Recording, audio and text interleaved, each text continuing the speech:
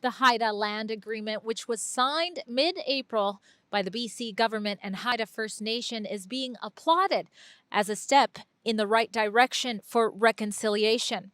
But what should it mean to those who have private property on the Haida lands, an island region in northern BC?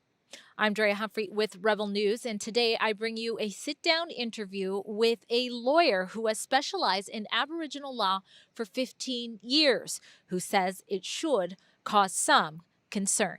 What does it mean when you have Haida leaders taking the place of British Columbia leaders on the island? Well, it means that half of the population who are not members of the Haida Nation will now be ruled by leaders that they do not elect. This is within Canada. All right, this is Tim Thielman. Now, Tim is also a candidate for the Conservative Party for Victoria and Beacon Hill. Before we get into the Haida agreement, something that stood out, with your experience in social justice and everything like that, was why run for the Conservative Party? Right. So, I'm not a typical conservative, perhaps. I spent about 15 years working with First Nations as a lawyer.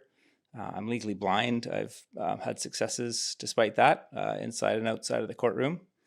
But I've seen, like a lot of people, that over the last few years, policies enacted by good people with good intentions have caused disastrous consequences for the very kinds of vulnerable people that I was fighting for then and that I care about today. And a lot of people that I'm meeting on the left have that same experience. And so I feel really comfortable actually with the Conservative Party of BC right now because they're fighting for ordinary working people to put food on the table, to make life affordable, to fix healthcare, to just get back to the basics. And so I'm really actually happy to be running right now with the Conservatives.